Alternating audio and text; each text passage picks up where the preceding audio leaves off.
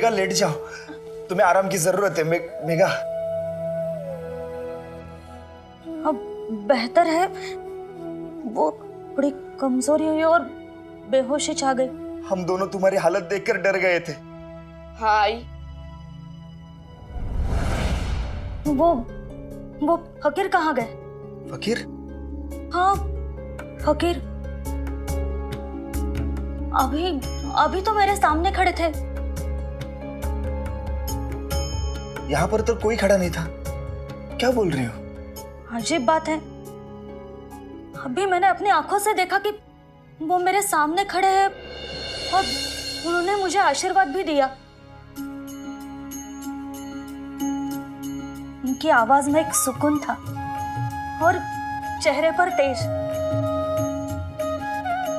सफेद कपड़े, कफनी, झोला और हाँ हाथ में चिमटा भी था। बाबा जैसा आई ने बताया वैसा हुलिया तो शिरडी वाले साई का है। साई?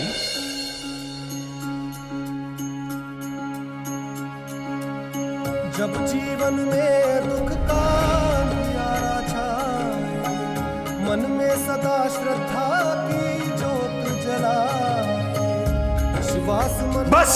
को पार लगाए, भक्ति भावना श्रद्धा से जो शीश झुकाए।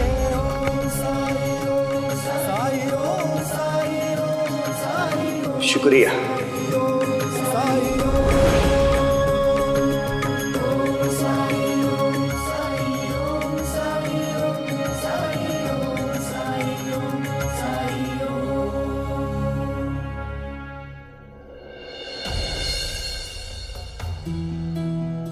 बाबा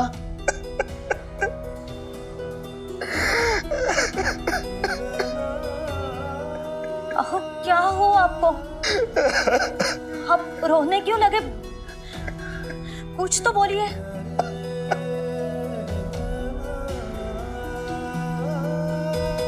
और ये चोट कैसे लगी आपको? ये कुछ नहीं है, मुझे दुख सिर्फ इस बात का है, साई ने आज भी मेरी मदद करनी चाहिए थी, लेकिन मैंने उनके साथ बहुत बुरा बर्ताव किया है। फिर तो आपको आपके बर्ताव के लिए साई से जाके क्षमा मांगनी चाहिए। हाँ बाबा हम सब शिरडी चलते हैं ना। हाँ अब समझ में आया मुझे, साई ने मेघा को द्वारका माई में क्यों लाने के लिए कहा था।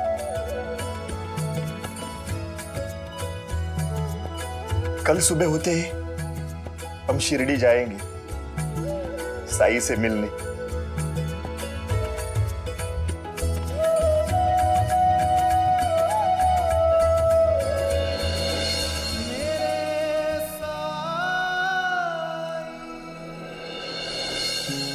और फिर कृष्ण ने गोकुलवासियों को तूफान और बारिश से बचाने के लिए गोवर्धन पर्वत को अपनी छोटी उंगली पे उठा लिया था।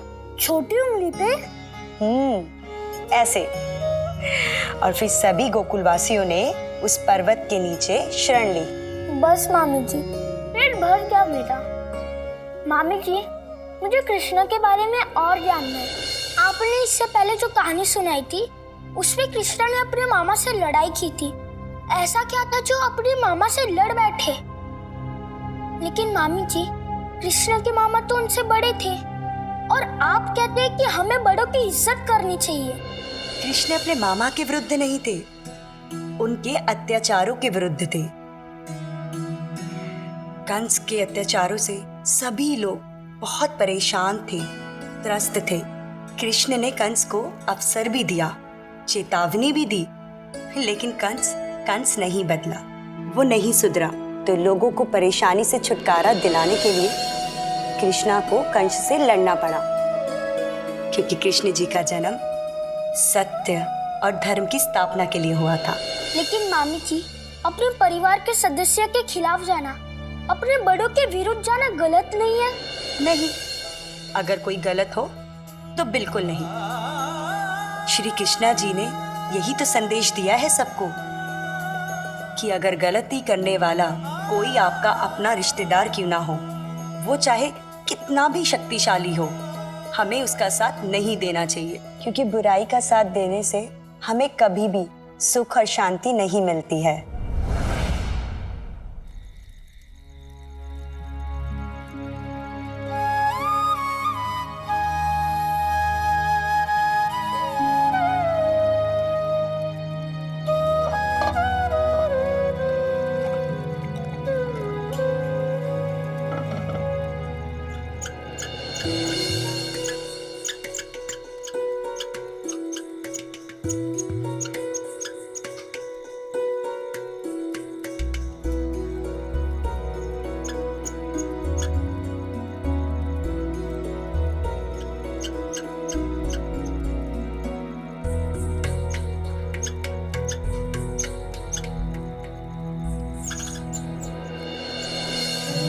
प्यास लगी है तुझे? पानी पिएगी? रुक।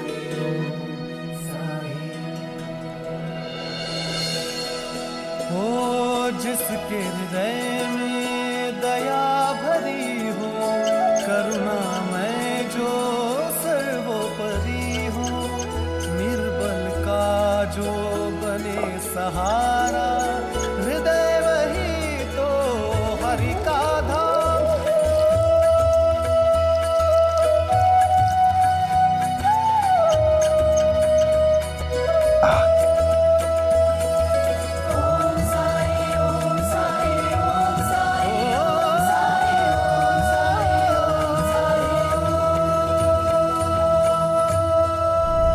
क्या खिचड़ी पक रही है मामी भांजे में?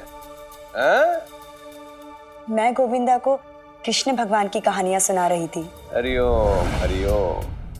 गोविंदा, अगर तुम्हें वेद पुराण धर्म शास्त्र में अगर रुचि है तो अपने मामा के पास आओ, क्योंकि वाड़े में मुझसे अधिक बड़ा विद्वान दूसरा कोई नहीं है कि नहीं?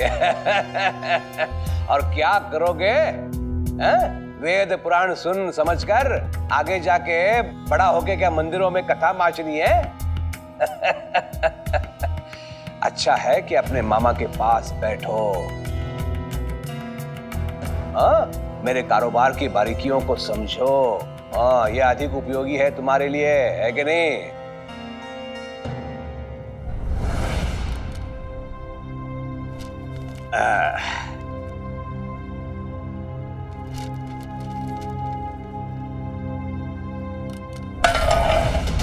हरिओम। माफी सरकार। पूरी सियाही गिरा दी मेरे पैर पे। खाना खाते हो कि नहीं? ताकत नहीं है हाथों में। ये ले और जा यहां से। हे भगवान, पैर धोना पड़ेगा। ये सियाही के दाग जाते भी नहीं हैं।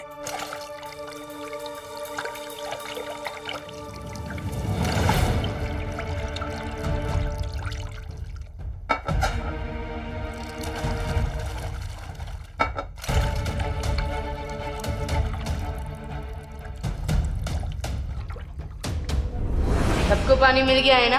तो जाने से पहले प्रति मटकी 2 पैसे के हिसाब से पैसे चुकाते जाइएगा। गाँव वालों को एक मटका पानी नहीं है। यह मामा जी अपने पैर धोने के लिए 4 मटके के बराबर पानी बर्बाद कर रहे हैं। कंस के अत्याचारों से सभी लोग बहुत परेशान थे, त्रस्त थे। तो लोगों को परेशानी से छुटकारा दिलाने के लिए कृष्णा को कंस से लड़ना पड़ा।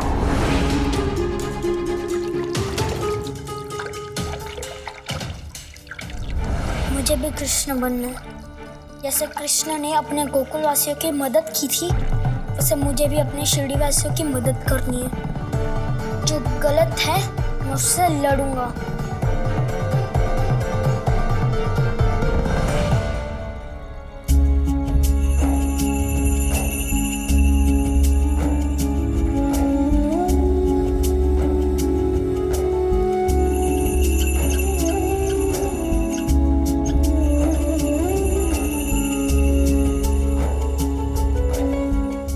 जी भला करे।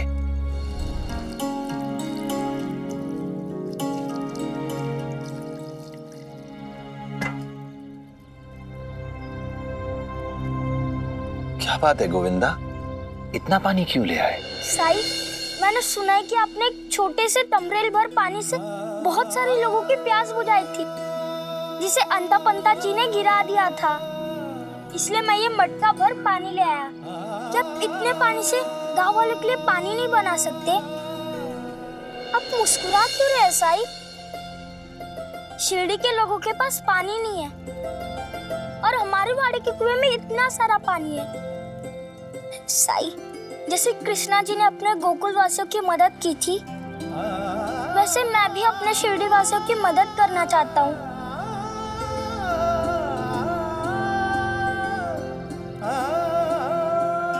आओ मेरे साथ।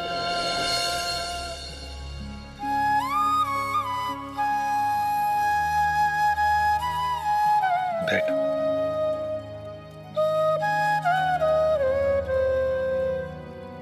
भगवान कृष्ण ने जिस राह को चुना था वो राह आसान नहीं है। उनके मामा जी से उन्हें खतरा था। हो सकता है तुम्हें भी अपने मामा जी से खतरा हो जाए। हो सकता है वो तुमसे नाराज हो जाए। साई, मामी जी ने मुझे बताया कि हमें गलत लोगों के साथ कभी नहीं देना चाहिए, चाहे वो अपना रिश्तेदार क्यों ना हो, चाहे वो कितना भी शक्तिशाली हो। मैं अपने मामा जी से नहीं डरूंगा साई। फिर तुम इस काम में मदद कर सकते हो। लेकिन कैसे साई? क्या जब मामा जी वाड़े से बाहर गए हो तो मैं लोगों को छुपाकर अंदर ले आऊं ताकि वो हमारे कुएं से पानी ले सके? नहीं गोविंदा, ऐसा मत करना। ऐसा करने से तुम्हारे साथ साथ गांव वाले भी गलत हो जाएंगे। मुझे इन सब की मदद करनी है साई। तुम बहुत अच्छे हो, बिल्कुल अपने दादा केशव की तरह। इसलिए मैं तुम्हें बताऊंगा कि तुम्हें क्या करना है। तुम चाहो तो मदद कर सकते हो गांव वालों की, उसी सार्वजनिक कुएं से पानी भरने में। बस तुम्हें इतना करना है कि अपने वाड़े के कुएं से पानी ले आओ। लेकिन साई, मैं अपने कुएं से इतना सारा पानी कैसे ला पाऊंगा? और अगर मामा जी ने देख लिया तो क्या होगा? वो तो मुझे पानी ले जाने ही नहीं देंगे साई। और मेरे पास कृष्णा जी की तरह शक्तियां नहीं है। हो सकता है वो मुझे किसी कमरे में बंद कर दे। एक लकीर तो खींच सकते हो ना? लकीर? हाँ, अगर तुम अपने वाड़े के कुएं से लेकर सार्वजनिक कुएं तक एक लकीर खींच दो तो पानी उस लकीर के सहारे चलकर वाड़े के कुएं से शिरडी गांव के कुएं तक आ जाएगा।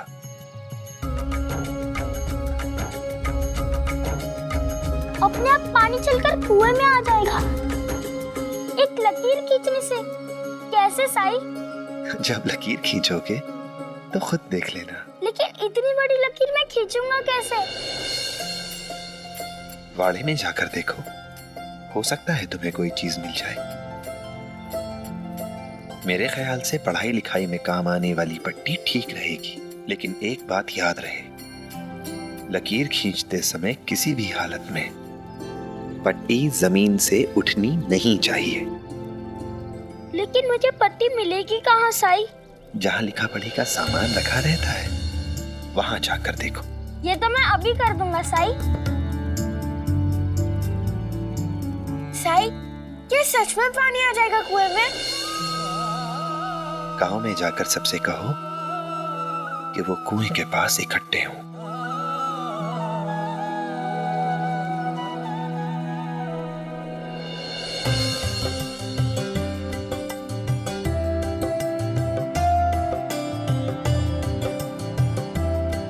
मामी, मामी, आपने पट्टी देखी है जिससे लंबाई नापते हैं? पट्टी? हाँ, केशव के पास थी तो सही, लेकिन कहाँ रखी है नहीं पता। क्यों चाहिए तुम्हें? बाद में बताऊंगा। आई, आपने पट्टी देखी है? ये क्या बला है? कोई खाने की चीज है क्या? अरे आई, आई,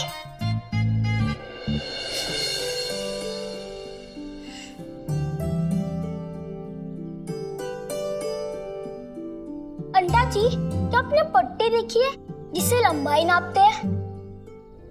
गोविंदा, वो मुझे नहीं पता, वो शायद कुलकर्णी सरकार के कमरे में होगी, जाके वहां देख लो। जाओ जाओ जाओ जाओ।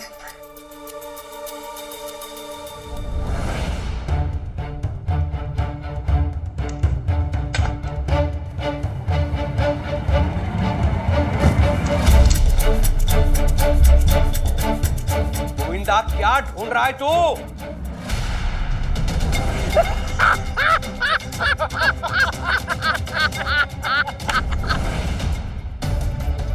पट्टी ढूंढ रहा हूँ मामा जी।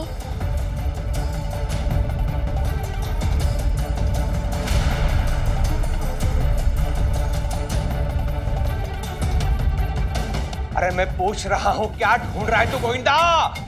अरे मामा जी, अभी तो बताया था मुझे पट्टी चाहिए लकीर खींचने के लिए। हाँ? पट्टी पट्टी पट्टी, हाँ हाँ हाँ हाँ हाँ, रुक वही रुक, देता हूँ पट्टी।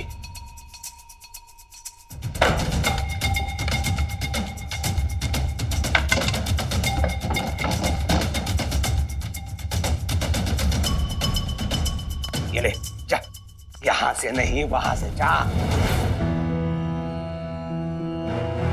हरिओम हरिओम हरिओम। अंता को यही जगह मिली थी छुपाने के लिए। अंता! काकी, साई ने सबको कुएं के पास बुलाया है। चलो। लेकिन क्यों? हुआ क्या है? कुएं में पानी आने वाला है। काकी, कुएं में पानी आने वाला है। क्या? कुएं में पानी? ये तो बहुत अच्छी खबर है। चलो जल्दी से पानी भरने के लिए बर्तन ले लेते हैं।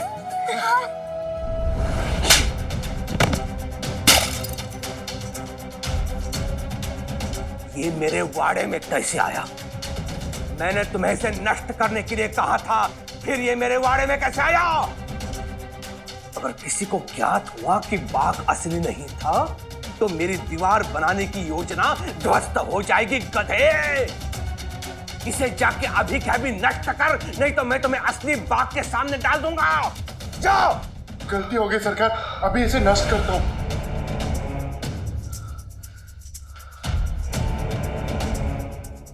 लगता है आज का दिन ही अशुभ है। हर आदमी कोई ना कोई बखेड़ा खड़ा कर रहा है।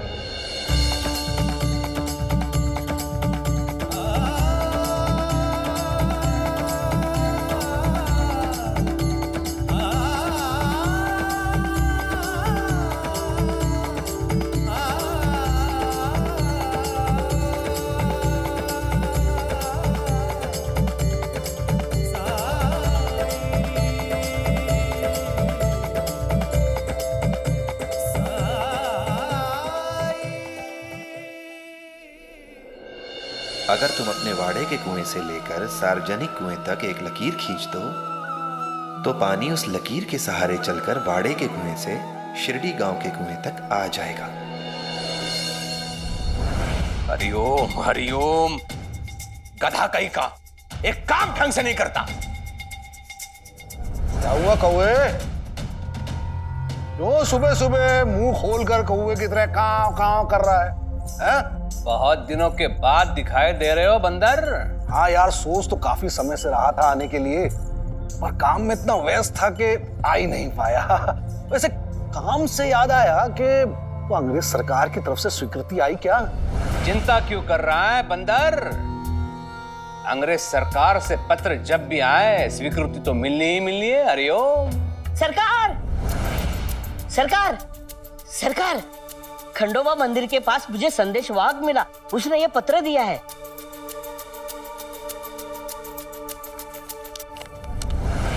हरिओम हरिओम। क्या कहा था मैंने? देखो अंग्रेज सरकार की मोहर है। हाँ, लगता है मिल गई स्वीकृति। अरे रुक्मिणी, मिठाई लाओ, अंग्रेज सरकार ने पत्र भेजा है, अनुमति मिल गई। बधाई हो, बहुत बहुत बधाई हो। पढ़ तो सही जरा, थोड़ा कलेजे को ठंडक मिल जाएगी। अरे अंग्रेज सरकार मुझे किसी चीज के लिए मना थोड़ी करती है। लेकिन तेरे कलेजे में ठंडक पड़े इसके लिए पढ़ के सुनाता हूं। ले पढ़। पढ़ पढ़।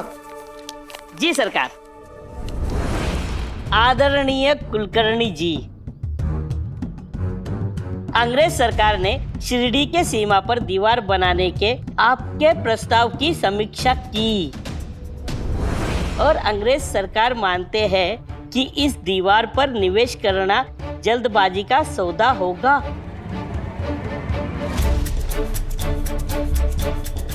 क्योंकि बाघ के हमले की घटना सिर्फ एक ही बार हुई है और वो भी उस आदमी की गलती के कारण, क्योंकि वो जंगल के अंदर गया था, ना कि बाघ जंगल से बाहर निकल कर आया और गांव वालों पर हमला किया। सरकार, आगे पढ़ूं? हाँ, पढ़। अगर आप अभी भी निर्माण करना चाहते हैं तो आप कर सकते हैं, लेकिन अंग्रेज सरकार से किसी भी आर्थिक सहायता की अपेक्षा ना रखें।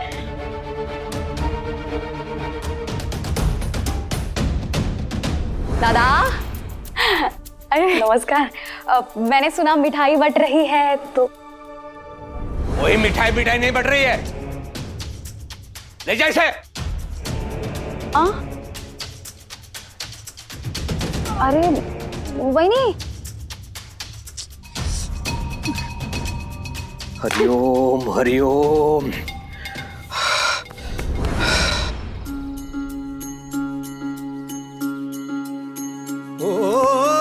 जब कठिनाई छाई तू ही याद आया, भटके राही को तूने रास्ता दिखाया, तूने भक्तों का बेड़ा पार लगाया, तेरी महिमा मेरे साईं कौन जान पाया। ओ साईं ओ साईं ओ साईं ओ साईं ओ साईं ओ साईं ओ।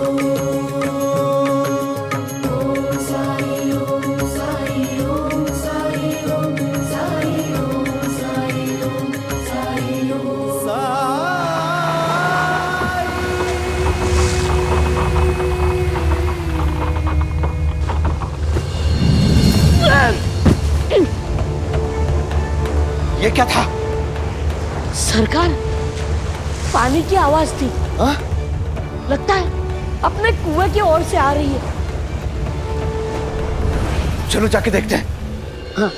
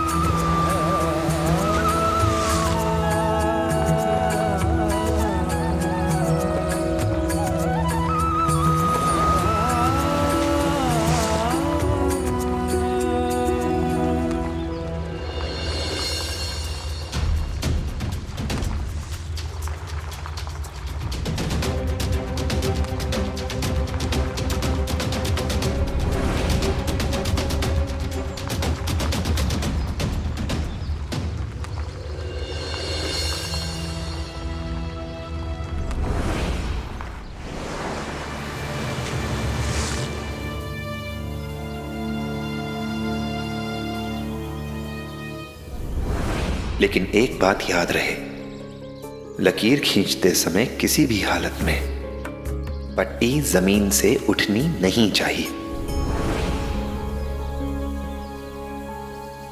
अरे बाप रे, अब मैं क्या करूं?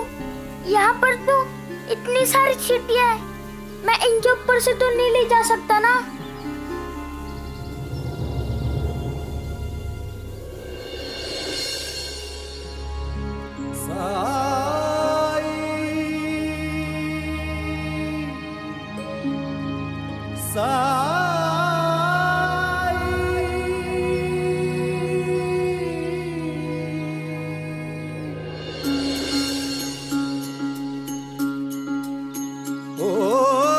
जब कठिनाई छाई तू ही याद आया, भटके राही को तूने रास्ता दिखाया, तूने भक्तों का बेड़ा पार लगाया, तेरी महिमा मेरे साईं कौन जान पाया। ओम साई ओम साई ओम साई ओम साई ओम साई ओम साई ओम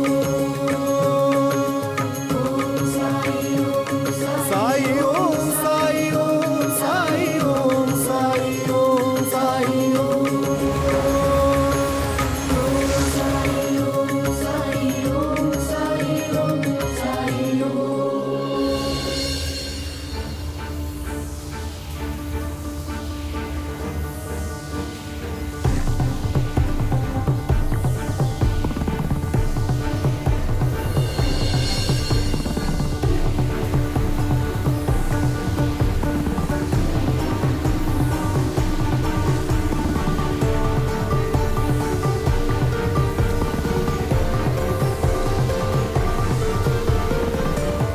ये सब क्या हो रहा है?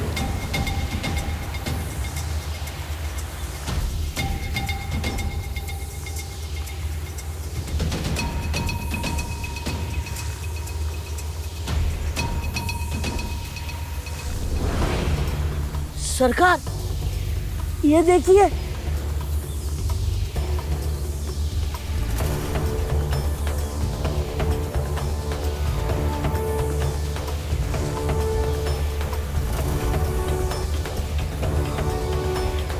शायद हमें चल के देखना चाहिए, ये कहां जा रहा है?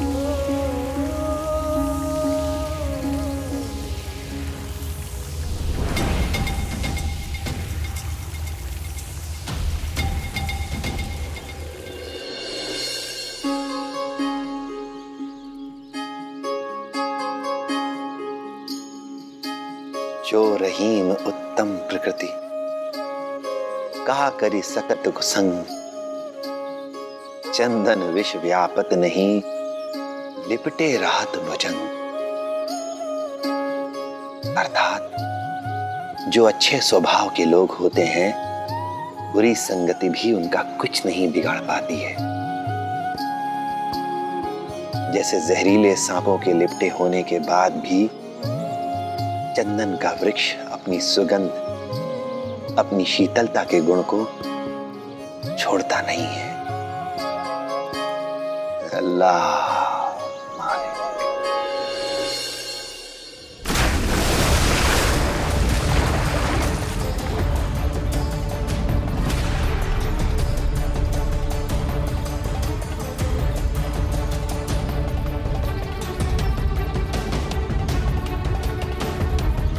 और एक धमाका, आवाज इस ओर से आई है, चलो जाके देखते हैं।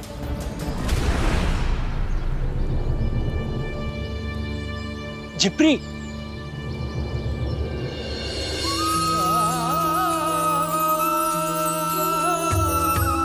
ये देखिए,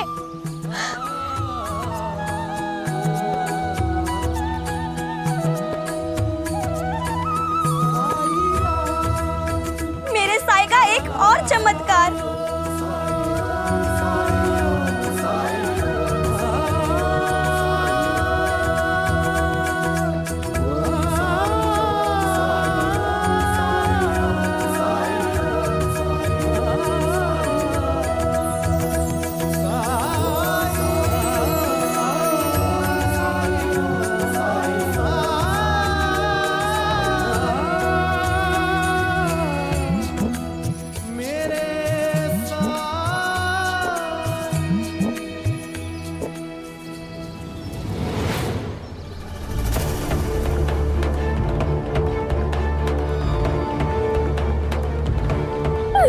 क्या नौटंकी है?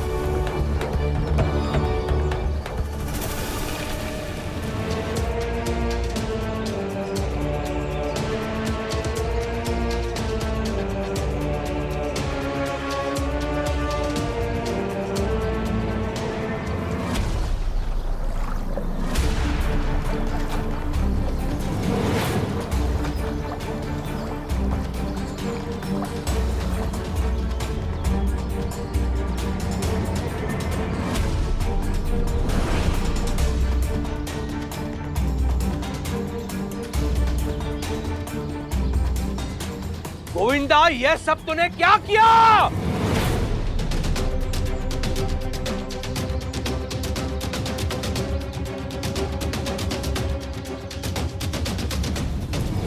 भगवान कृष्ण ने जिस राह को चुना था वो राह आसान नहीं है। उनके मामा जी से उन्हें खतरा था।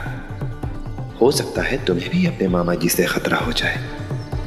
हो सकता है वो तुमसे नाराज हो जाए। चाहे जो भी हो, अगर साईं कहते हैं कि हमें हमेशा सच बोलना चाहिए तो मैं झूठ नहीं बोलूंगा। वो वही कर रहा है जो मैंने उसे करने के लिए कहा है।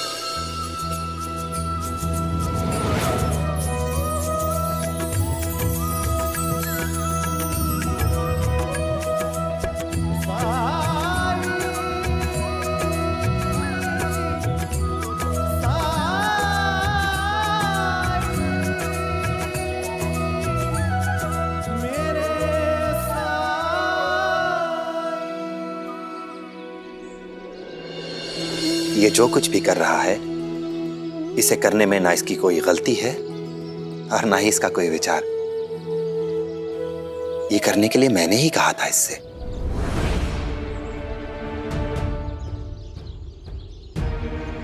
ए पाखंडी, स्पष्टीकरण मत दे। पहले तो तूने मेरे बेटे को मेरे विरुद्ध किया, उसके उपरांत गोविंदा के पिता को, और अब गोविंदा को भी नहीं छोड़ा तुमने। अपना काला जादू करने के लिए गोविंदा का सहारा लिया तुमने। आपके गांव वालों की समस्या का समाधान हो गया। आपको तो खुश होना चाहिए था।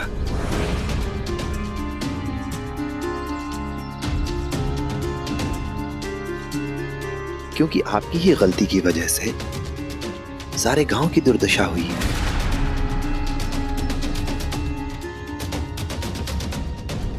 कृतज्ञता प्रकट करने की जगह मुझे दोषी ठहरा रहा है तो?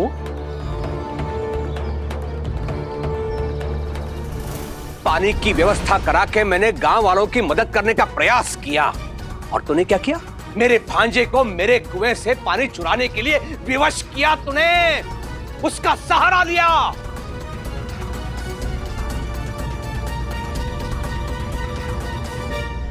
अगर गांव के सार्वजनिक कुएं में पानी होता तो ये सब करने की नौबत ही नहीं आती।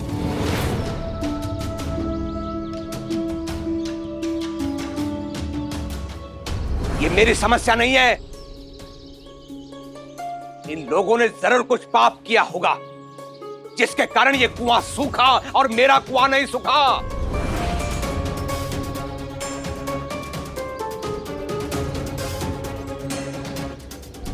शायद, या फिर गांव के बाहर जो दीवार बन रही है उसका दुष्परिणाम है ये। हरिओम हरिओम, फिर से कहानी गढ़ने लगा तू? हाँ? कैसे कैसे ऐसी कल्पना कर लेता है तू? अरे दीवार तो गांव के सीमा पर बन रही है। वो दीवार और इस कुएं का पानी सूखना क्या संबंध है?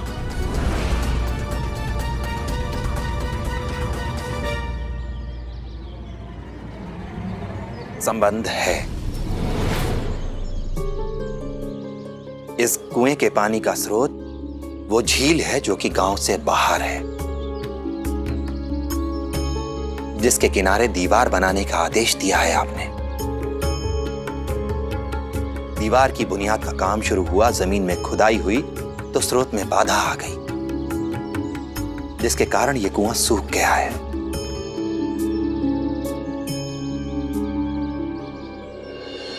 और बची बात आपके कुएं की, तो वो कुआं विपरीत दिशा में है, दूसरी दिशा में है, जिसके कारण उसमें अभी पानी भरा हुआ है।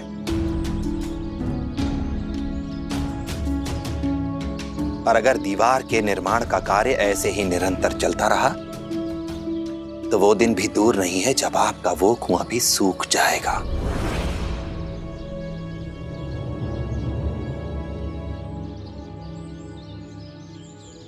इस फकीर की बात तो 16 आने सही है।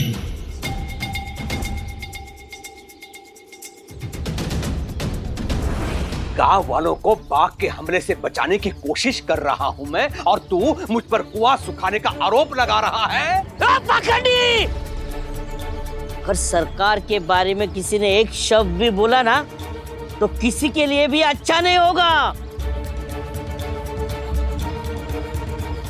और नहीं तो क्या, सरकार को अकेले देखा नहीं कि लगे उनके खिलाफ बोलने।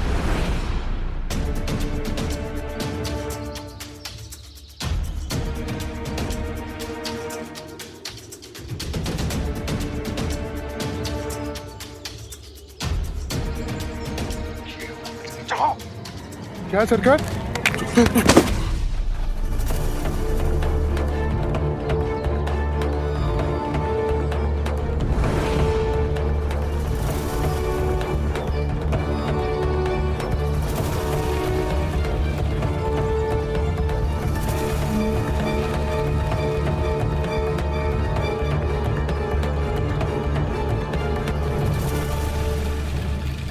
ये क्या है? लगता है किसी बाघ की खाल है।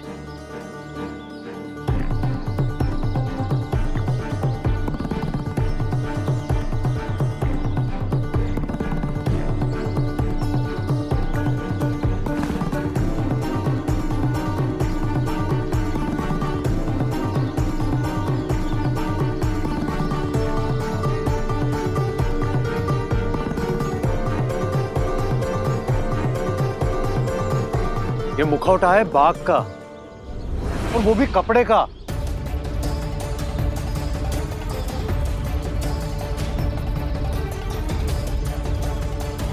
तुम लोग कहना क्या चाहते हो कि ये सब पहन के मैंने सुदामा पे हमला किया?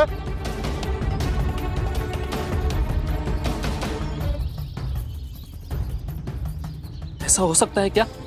ऐसा हो सकता है, क्योंकि अगर ऐसा नहीं होता तो अंता के मुंह से यह बात निकलती नहीं।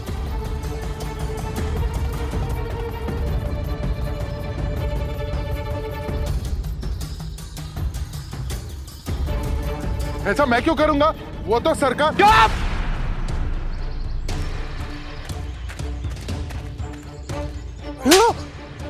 लेकिन सरकार। एकदम चुप! जानता भी है तूने क्या किया है?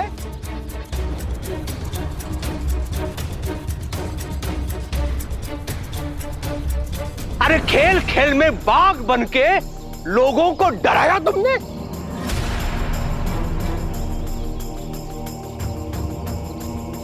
तू मेरा सेवक है, इसका अर्थ ये नहीं है कि तुम्हें लोगों को डरा धमकाने का, उन्हें दुख दर्द देने का अधिकार मिल गया है।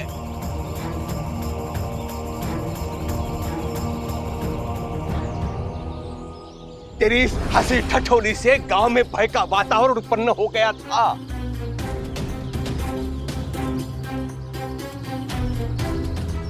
और मैं इनकी सुरक्षा करने के लिए दीवार बनवाने चला था।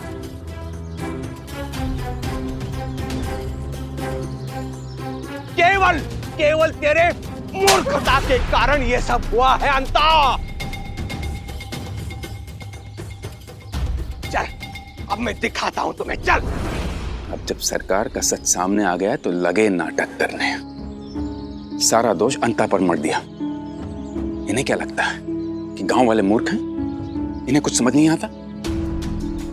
सबको पता है कि सरकार के हुक्म पर ही अंता पंता सब कुछ करते हैं, वरना अंता में तो रत्ती भर बुद्धि नहीं कि वो अपने दिमाग से कुछ काम कर सके। ये सब इन्हीं का करा धराया है।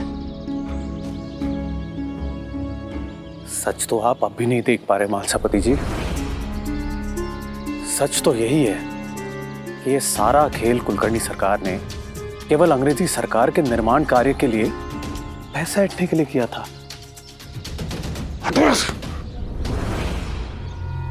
तुम्हारे इस आदमी की बेवकूफी के कारण मामला बिगड़ते चला जा रहा है। एक तो अंग्रेज सरकार ने तुम्हारी अर्जी खारिज कर दी, ऊपर से तुम्हारे इस बाग कांड का भाड़ा फूट गया है। अंग्रेज सरकार को यह पता चल गया कि तुम्हारा आदमी बाग बन के लोगों को डरा रहा था, तो तुम्हें जेल होगी। समझ में नहीं आ रहा है क्या करूं। मेरे लिहाज से हमें इस परियोजना से तुरंत पीछे हट जाना चाहिए। वैसे भी मुझे साईं पे ज्यादा भरोसा नहीं है। तुमने देखा नहीं कैसे एक लकीर के सहारे उसने एक कुएं का पानी दूसरी जगह डाल दिया। चिंता मत कर, इतने वर्षों में मेरा कुछ नहीं बिगाड़ पाया। वो केवल काला जादू करता है, और काला जादू करने वालों के साथ अंग्रेज सरकार क्या करती है ये तो तुम भली भांति जानते हो। तू बात समझ क्यों नहीं रहा है कौवे? पहले अपना बहुत नुकसान करवा चुका है और नुकसान पहुंचाना चाहता है अपने आप को। मुझे तो नहीं पहुंचाना अपने आप को नुकसान। एक ही विकल्प है कि इस निर्माण कार्य से पीछे हट जाएं। बस।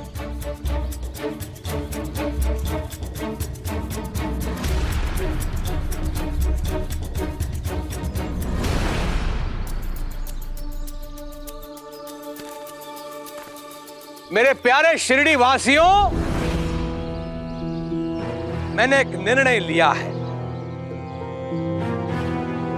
जो कि अंता से भयंकर चूक हुई है। अंता मेरा सेवक है, इसलिए उसके कृत्यों का उत्तरदायित्व मैं लेता हूं। अब स्पष्ट हो गया है कि दीवार बनवाने की कोई आवश्यकता नहीं है। हरिओम।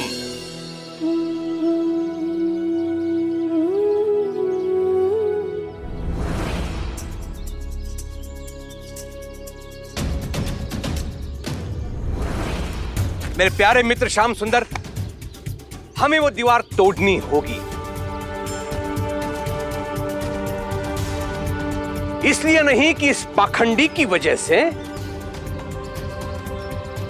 इसलिए बल्कि उसमें गांव का हित है। और जहां गांव का हित हो वहां मैं पीछे नहीं हट सकता।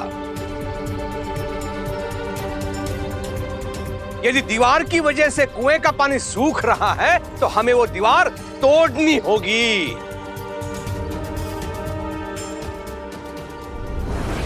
बहुत अच्छा, जैसा आप कहे। वैसे भी मैं नहीं चाहता कि एक आदमी की गलती के कारण पूरे गांव के लोगों को परेशानी उठानी पड़े। ठीक है, हम आज ही दीवार तोड़ना आरंभ करेंगे। चलो।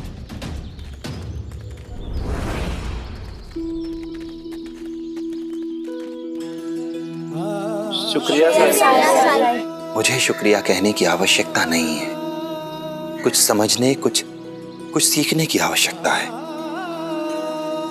भले ही कुएं में पानी आ गया हो, लेकिन पानी की कमी की वजह से आप लोगों को जिन परेशानियों का, जिन समस्याओं का, जिन कठिनाइयों का सामना करना पड़ा है, उन्हें आप कभी ना भूलें। आजीवन याद रखें उन्हें, क्योंकि अगर आप उसे भूल गए तो एक दिन ऐसा जरूर आएगा जब केवल एक कुल्हड़ पानी के लिए भी आपको मूल्य चुकाना पड़ेगा।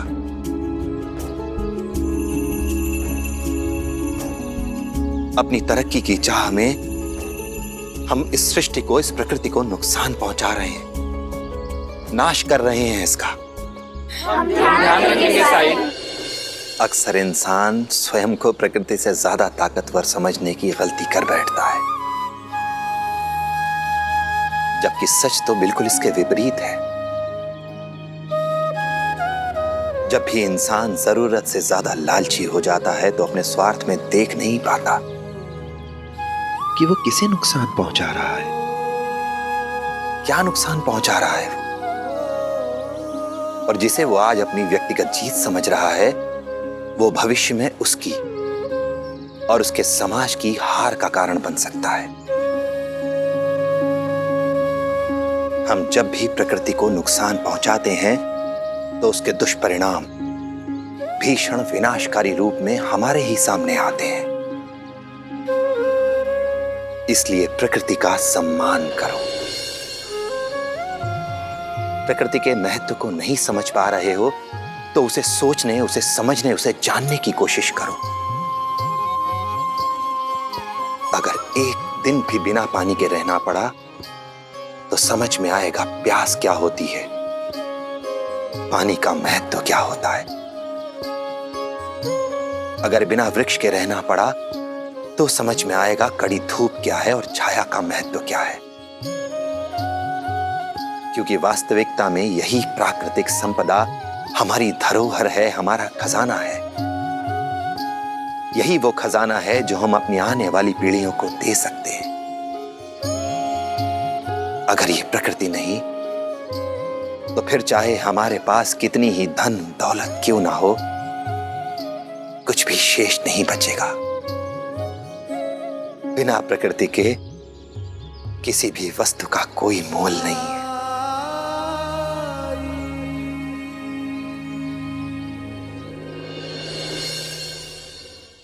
ऐसे और भी मजेदार वीडियो के लिए हमारे चैनल को लाइक, शेयर और सब्सक्राइब करें।